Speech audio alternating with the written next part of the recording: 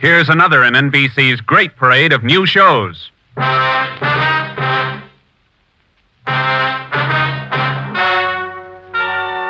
Ladies and gentlemen, the story you are about to hear is true.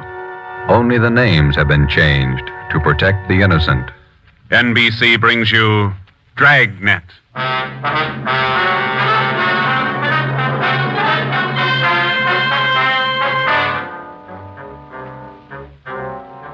You're a detective sergeant. You're assigned to robbery detail. An armed gang of Blitz Bandits has started to work in your city. Their pace is fast, 4 and 5 robberies each night. The criminals are not amateurs. They're well armed, dangerous. Your job, get them. Dragnet, the documented drama of an actual crime, investigated and solved by the men who unrelentingly stand watch on the security of your home, your family, and your life. For the next 30 minutes, in cooperation with the Los Angeles Police Department, you will travel step by step on the side of the law through an actual case from official police files. From beginning to end, from crime to punishment, Dragnet is the story of your police force in action. It was Thursday, October 23rd. It was windy in Los Angeles. We were working the day watch out of robbery. My partner's Ben Romero. The boss is Ed Backstrand, chief of detectives. My name's Friday. I was on my way back from the statistician's office, and it was 11:42 a.m. when I got to room 27A. Robbery detail. How'd it work out, Joe? Any good prospects? Well, I don't know how good they are, but I got a handful. How many did you get? Well, let me see. 15, 18, 22. Ethel down in the stats office ran them on the IBM for me. There they are. Let's see. It's a gang of 3 men working on foot. Blitz robberies. They only take cash. MO is tie-ups. Work from 8 to 10 at night. One of the gang's tall, the other 2 short. And these are the men the machine sorted out. Under that heading, yeah. If our information's wrong, then so's the machine. Got a good bunch of candidates here. Descriptions match up with what we got. They seem to. Check the names on that list, Ben. Some of the smartest thieves in the country. Yeah. Tommy Willis, Ray Grappa, Kemp Satelli, Manny Roberts, George Cross, Mario Koski. Reads like June graduation at San Quentin. Yeah. George Cross and Tommy Willis are in town. We know that. And Koski, he's around a couple of weeks ago. And what about the rest? It's a big field. Have to check them out, I guess. Might as well start at the beginning. Did you go through the overnight reports yet? Yeah. No restaurants, no liquor stores. That makes 5 days the gang's laid off. Well, they can afford to, can't they? 18 robberies in 24 days. That's a pretty good haul. This stop-and-go strategy of theirs, Joe, it's got me. Yeah. They work hard for a week in one area, and then they lay low. If they just keep going, we might have a better try at them. Hey, Joe. Yeah, Chandler. Fellow out there to see you, Joe. Name's Decker. Decker. Henry Decker? Didn't say. Want to see him? Yeah, send him in. Right. All right, Mr. Decker. This way. How are you, Joe? You're looking good. Oh, Hank Decker. How are you? I'm fine. Well, what are you waiting for? Applause? Come on in and shut the door. Hank, this is my partner, Ben Romero. Ben, Hank Decker. All right, Hank. How are you, Ben? Hank and I are in service together. Yeah, I just dropped in for a visit, Joe. Are you busy? No more than usual. Sit down. Ah, thanks. I remembered you telling me you were on the PD, so I figured I'd drop around and get an inside track. How do you mean? I just filed with civil service to take the exam next month. Figure I'd like to work at being a cop. You shell-shocked, Joe? Great pep talk you boys hand out. You sure you want to be a cop? Oh, look, I'm 30 years old, Joe. I'm married, high school education, about a year of junior college. What's your wife think? She's not sold. Well, that's why I dropped in. How about coming out to the house for dinner tonight? You want me to sell her? Just talk to her. 7 okay? Yeah, 7's okay. I'm glad to have met you, Ben. Same here, Decker. See you again. Bye. Bye, Joe. See you tonight, Hank. Well, what do you think, Ben? Ought to make a good cop. We had a list of 22 possible suspects. By 5 o'clock, Ben and I had checked out 2 of them who might possibly have had a hand in the Blitz robberies of the 18 liquor stores and restaurants in the past 24 days. Number 1 man was Thomas Willis, Caucasian, age 29, 5 feet 11 inches, 175 pounds, dark hair, blue eyes. Number 2 man was Mario Koski, Caucasian, 5 feet 6 inches, 170 pounds, dark hair, dark eyes, large scar under his chin, running across his throat, up to and behind his left ear. According to our informants, and after questioning some of their associates, either Willis or Koski or both could have taken part in the Blitz holdups. We showed their mugs to the victims, but none of them could give us definite assurance that either Willis or Koski were in the holdup gang. At 7 that night, I went out to Hank Decker's house for supper. Met his wife, Linda, his 4-year-old twin boys. We talked about the Army, played with the kids for a while. Before we sat down to eat, we put the boys in bed. Hank was in the kitchen carving the roast. His wife closed the door to the kids' room, and we started downstairs for the kitchen. What do you think of our two atom bombs? They're fine kids, Miss Decker. Hank told me that you were worried about him wanting to join the force. I was 12 years old when my father was shot down. He was a policeman in Des Moines. He was only 37 when he died. I wouldn't know what to do if anything like that happened to Hank. What do you want me to say? But does Hank really want it? Can't you talk him out of it?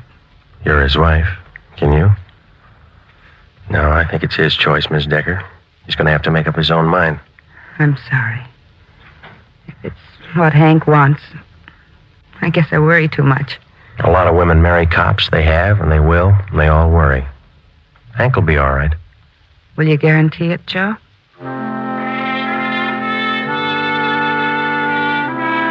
During the next month, I heard from Hank Decker only once. He was studying hard.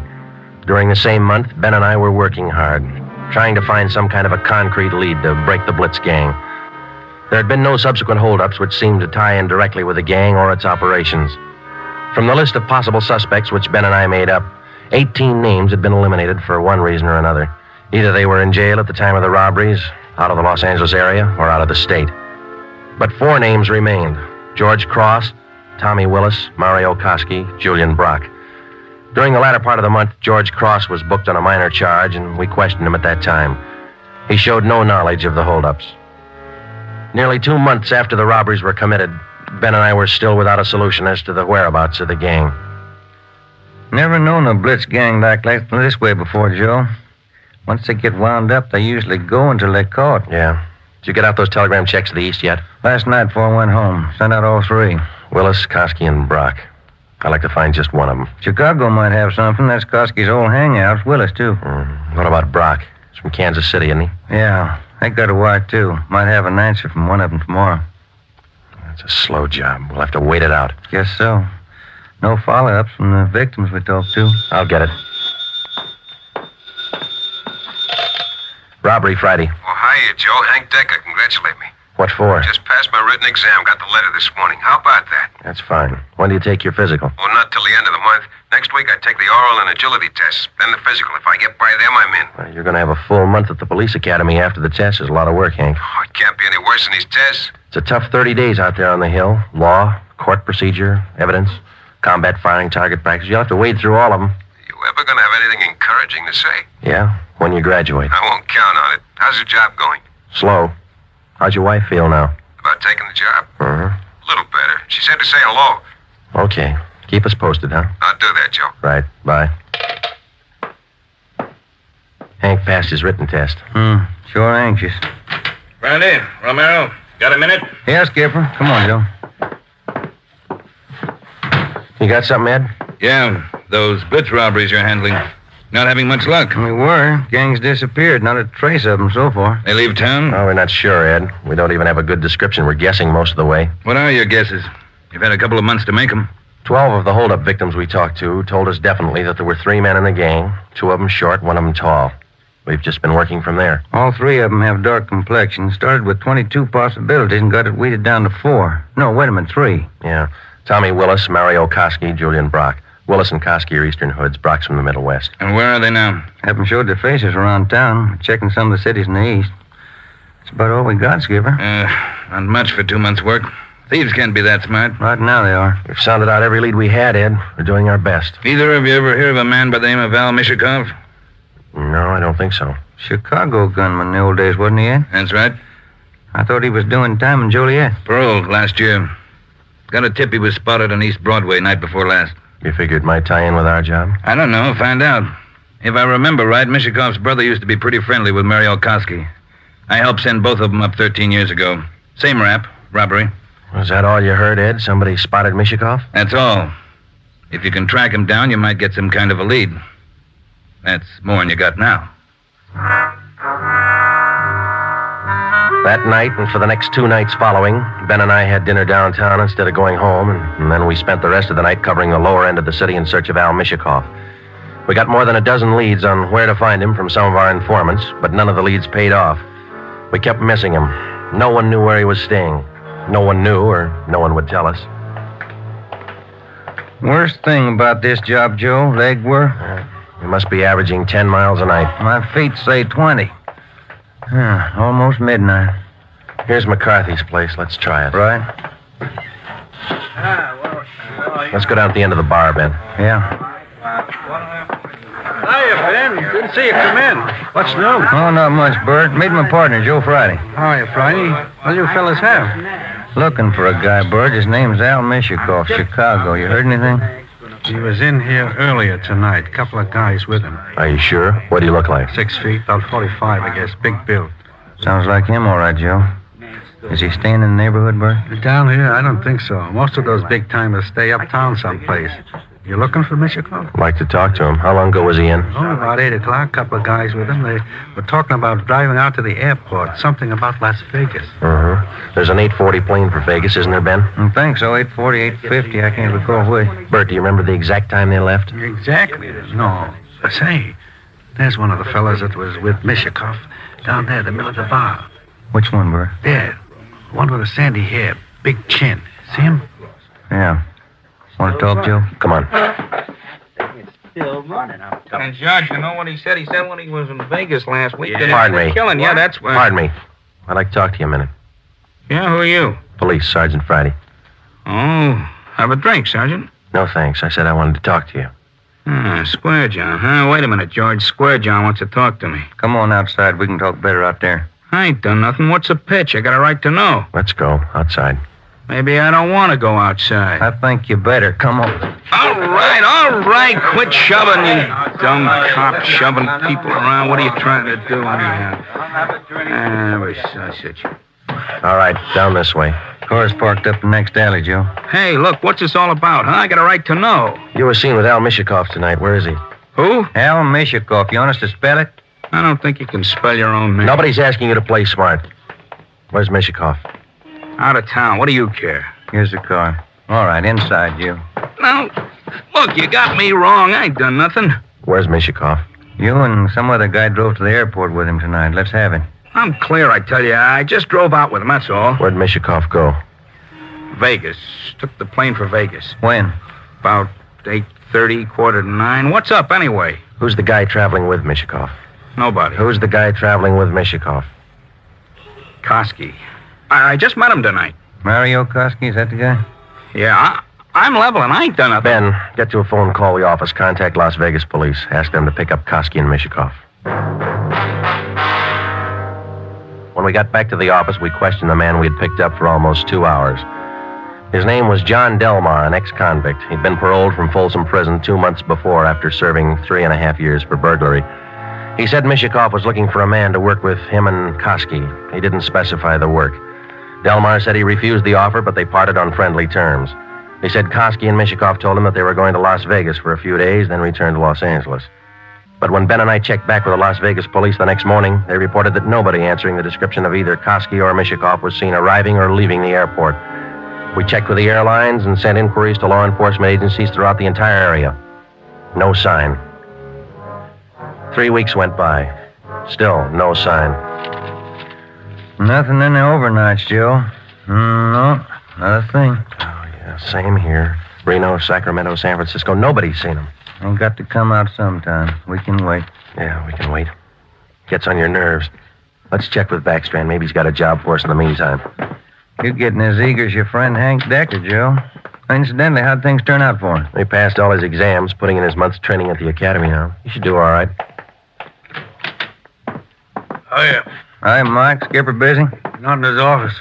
Won't be in till afternoon. What's the matter? He's got a lecture at the police academy this morning. Thanks, Mike. Come on, Ben.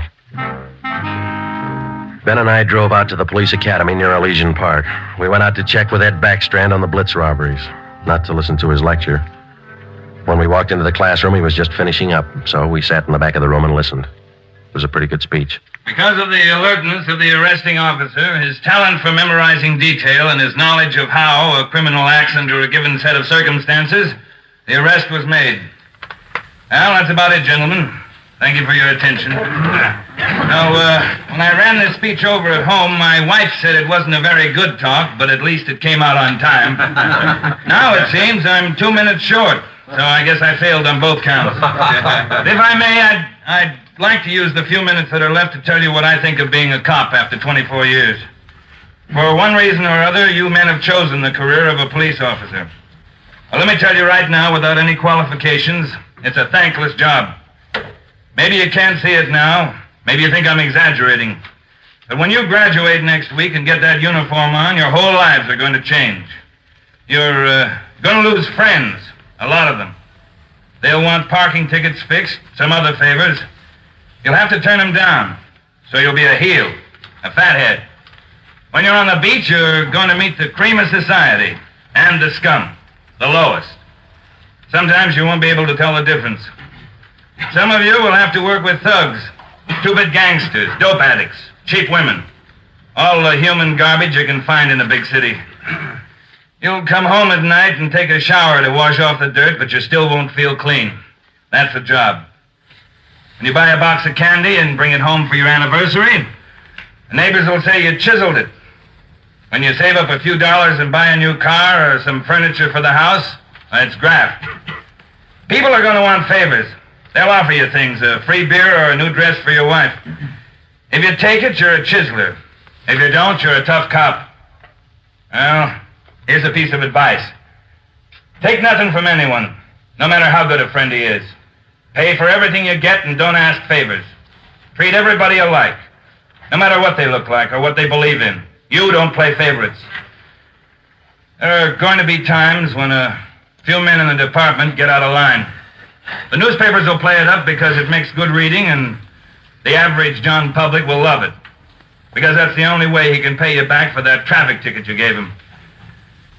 Being a good cop is a hard job, but it's a good one. Let me warn you just once more. It's one of the most thankless jobs on earth. That's all, gentlemen.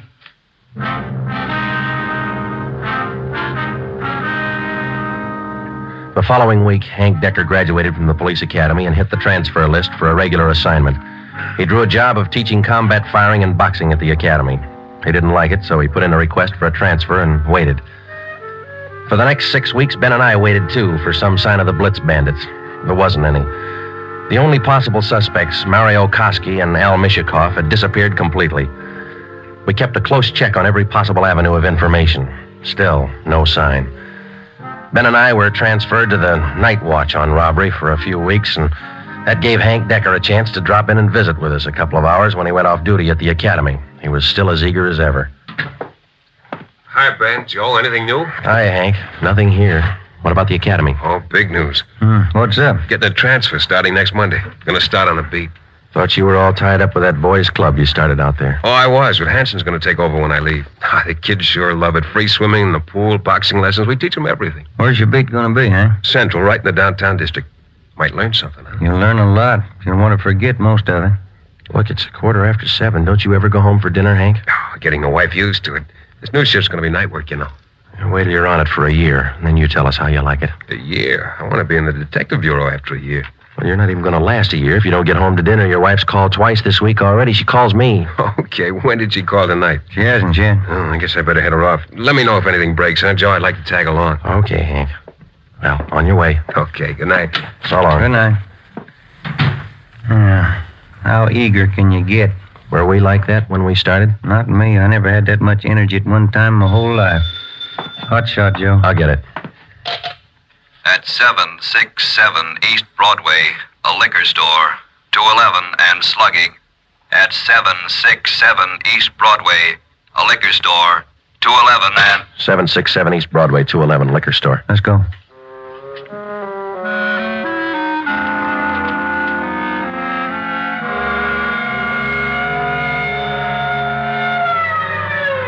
767 East Broadway, King's Liquor Store. We pushed our way through the small crowd outside the door and into the shop. 2 patrolmen in uniform were already interviewing the proprietor. He had 2 large gashes on his head just above the right temple. He was trembling and badly shaken, but he managed to give us a good description of the hold-up men. Yeah, I can tell you what they looked like. 3 of them.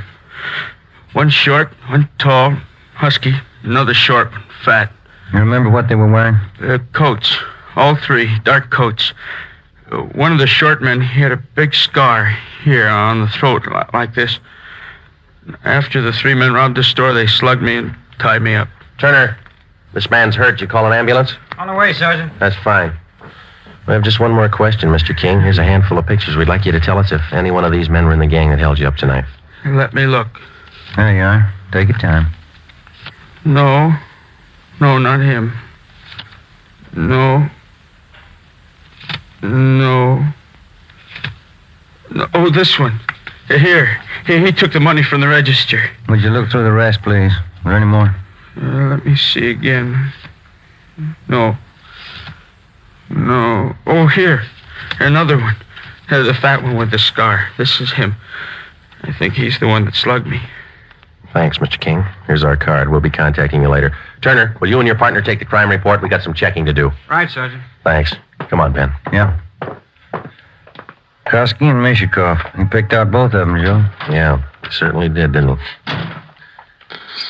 Attention all units. Attention all units. Wait a minute. The southeast corner of Broadway and East 3rd, a liquor store and restaurant 211, code 3. All units. The southeast corner of Broadway Come on, Ben, let's roll. and East 3rd.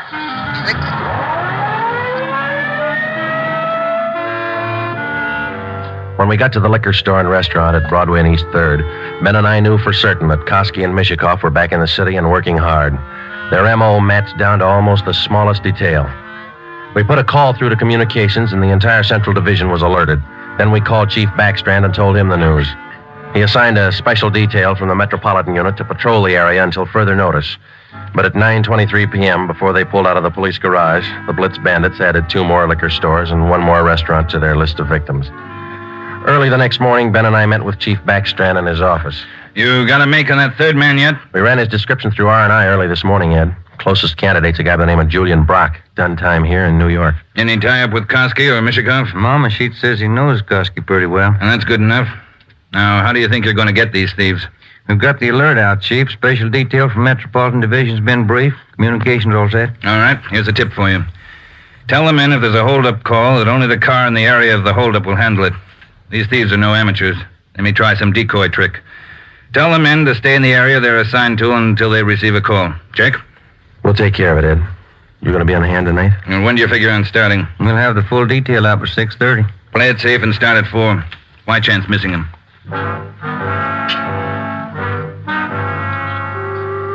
At 3:30 that afternoon, we left the police garage with the special detail from Metropolitan Division, and we started to cruise the central area.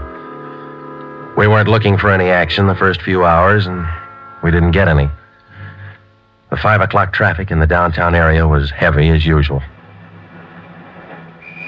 Hope that gang holds off till after 6. We couldn't get out of this traffic if our lives depended on it.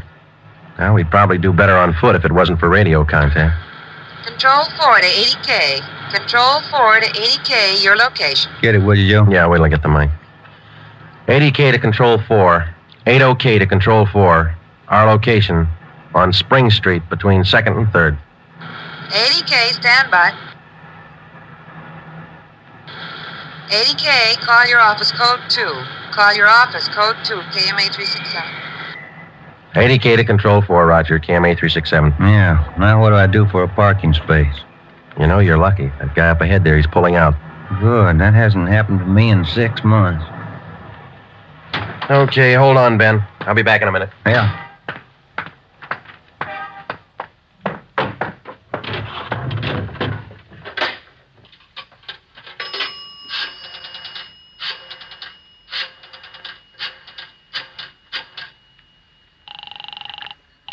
City Hall.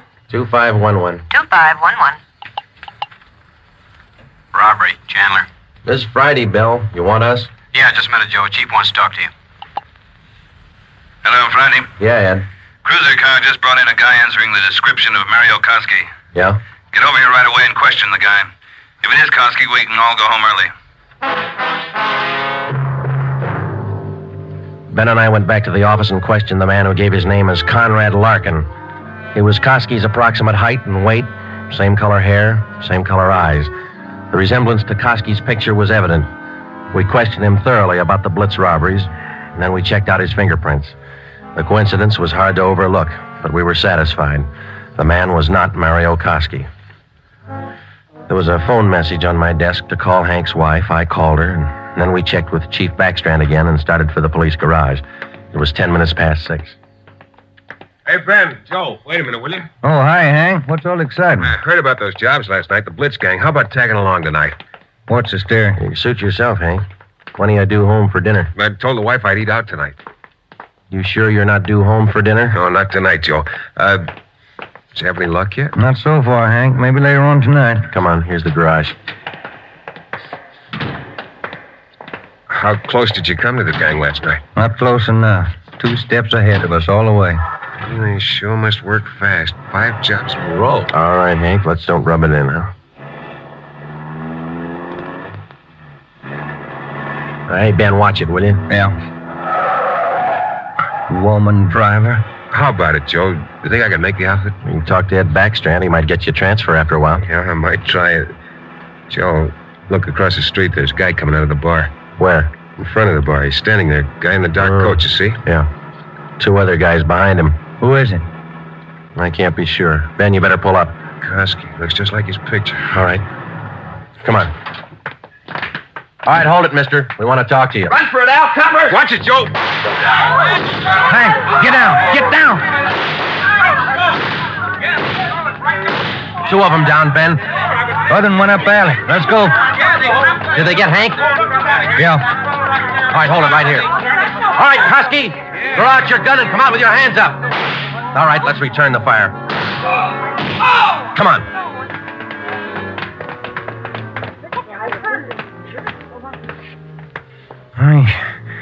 He had his chance. Yeah, grab his gun. Let's get back to Hank. Did you get the guns from the other 2? Yeah, they're dead. Hank got them both. All right, one side, please. Officer, did you call an ambulance? Yeah, they're on their way. Come on, Ben. One side, please. Will you let us through? Hank, how you doing? That's a good job. Ben, will you get the crowd black? Give him some air. Would you just move back?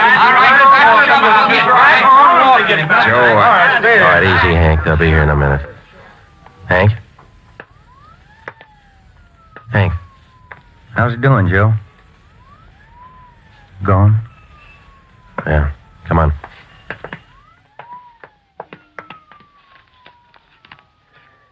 What have you got, Joe? Phone message from Hank's wife. For you? Yeah, You returned the call? before we left the office. What was it? She wanted me to remind Hank. He was due home for dinner at 7 o'clock.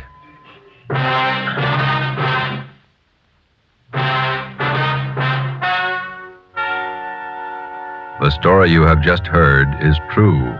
Only the names were changed to protect the innocent.